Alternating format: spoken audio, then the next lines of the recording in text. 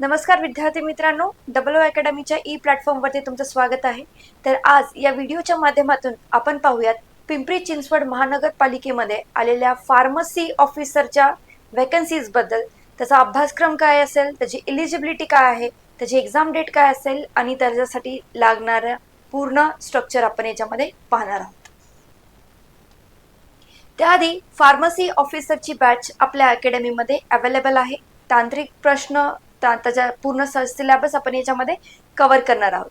आपण आपल्या स्टुडंट्सला देतोय जुन्या प्रश्नपत्रिकेचे विश्लेषण, जे काही PYQs आहे त्याचं डिटेल अनालिसिस, त्याचं सोल्युशन, हे सगळं आपण स्टुडंट्सला व्यवस्थित सांगणार आहोत। जे काही नोट्स असतील त्या स्टुडंट्सला फ्री याच्यामध्ये अवेलेबल केले जातील। त्याचबरोबर जे काही लेक्चर्स होणार आहेत ते ऑनलाईन फॉर्मॅटमध्ये डिजिटल बोर्डवरती घेतले जातील आणि हे लेक्चर्स आपण स्टुडंटला रेकॉर्डेड फॉर्ममध्ये पण देणार आहोत। ते हे नंबर ऑफ टाइम्स बघू शकतात। ओके, आणि हे याच्यामध्ये डाउनलोड करण्याची पण सुविधा आहे। तांत्रिक प्रश्नांचा भरपूर सराव केला जाईल आणि जो विषयांवरती असेल, तांत्रिक विषयांवरती, त्याच्यावरती आपण जास्त भर देणार आहोत या बॅचमध्ये। तर तुम्हाला या बॅच बद्दल अधिक माहिती हवी असेल तर तुम्ही या नंबरवरती संपर्क करू शकतात आणि अधिक माहिती मिळवू शकता। इथे पाहताय पिंपरी चिंचवड महानगरपालिकेमध्ये 470 जागांसाठी ही नोटिफिकेशन आलेली आहे। त्यामध्ये बघताय याच्यामध्ये फार्मसिस्ट साठी पण काही जागा असणार आहेत आणि त्याचबद्दल आपण आज पाहतोय। जे काही बी फार्मसीचे आणि डी फार्मसीचे स्टुडंट्स आहेत, फार्मसी बॅकग्राऊंड आहे त्यांच्यासाठी ही उत्तम संधी आहे गव्हर्नमेंट जॉब मिळवण्याची। इम्पॉर्टंट डेट्स मध्ये बघताय जे काही नोटिफिकेशन आहे ती आलेली आहे। त्याचबरोबर ऑनलाईन ऍप्लिकेशन सुरू होईल 1 ते 2 आठवड्यांमध्ये।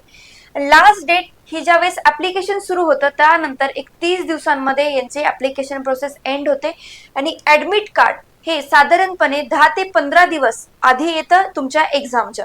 ओके, आणि एक्झाम डेट जी असू शकते ती असू शकते जुलै सप्टेंबर मध्ये आणि रिझल्ट डेट त्या एक्झाम नंतर 1 ते 2 महिन्यामध्ये हा रिझल्ट येऊ लागतो। इलिजिबिलिटी बघताय या एक्झाम साठी लागणारी पात्रता काय आहे। डी फार्मसी एकतर तुमचं झालेलं पाहिजे किंवा बी फार्मसी हे तुमचं झालेलं पाहिजे and must be registered with Maharashtra pharmacy council. त्याबरोबर मराठीचं थोडंसं नॉलेज असणं याच्यामध्ये गरजेचं आहे।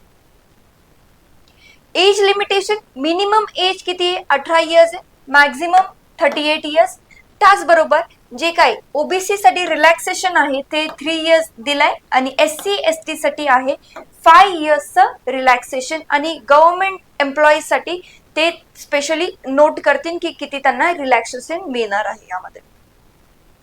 सॅलरी 29,000 to 92,000 ही त्यांची बेसिक पे स्केल आहे आणि स्टार्टिंग कशापासून 40 to 48,000 पासून होतीये। त्याचबरोबर काही अलाउन्सेस पण याच्यामध्ये मिळतील। DNS allowance, house rent allowance, medical allowance आणि पेन्शन बेनिफिट्स पण याच्यामध्ये मिळू शकतात। जो काही एक्झाम आहे, एक्झामचा पॅटर्न जो आहे तो एकतर ऑनलाईन CBT घेतली जाईल, त्याच्यामध्ये 100 मार्क्सचे क्वेश्चन्स असतील। टोटल मार्क्स किती आहेत? 100, क्वेश्चन्स असतील 100 आणि त्याचबरोबर जे काही एक्झामचा टाईप आहे, क्वेश्चनचा टाईप असेल तो असेल MCQs आणि ड्युरेशन 90 to 120 मिनिट साठी हा पेपर असेल। तसेच सब्जेक्ट्स बघा, फार्मसीचा सब्जेक्ट आहे 80 मार्क्स साठी, म्हणजे कोर जो फार्मसीचा सिलेबस आहे तो याच्यामध्ये पकडला जाणार आणि त्याच्या असतील 80 मार्क्स आणि 80 क्वेश्चन्स त्याचे असतील। जनरल नॉलेजचे 10 प्रश्न, मराठीचे 5 आणि इंग्लिशचे असतील 5। ओके, तर हा आपण सिलेबस, सब्जेक्ट्स आणि याचा एक्झामचा पॅटर्न पाहिला आहे यामध्ये। जर तुम्ही या एक्झाम साठी इच्छुक असाल, जर तुमचा बॅकग्राऊंड डी फार्मसी किंवा बी फार्मसीचं असेल तर तुमच्यासाठी ही उत्तम संधी आहे। या बॅच मध्ये तुम्ही पार्ट घेऊन तुम्ही तुमचं प्रिपरेशन एक कम्प्लिटली कव्हर करू शकता। त्याचबरोबर जे काही नोट्स असतील ते आणि त्याच्याबरोबर तुमची MCQची प्रॅक्टिस पण याच्यामध्ये खूप चांगल्या पद्धतीने घेतली जाणार आहे। ओके, जर तुम्हाला व्हिडिओ आवडला असेल तर लाईक करा, तुम्ही चॅनलवरती नवीन असाल तर सबस्क्राईब करा। थँक्यू।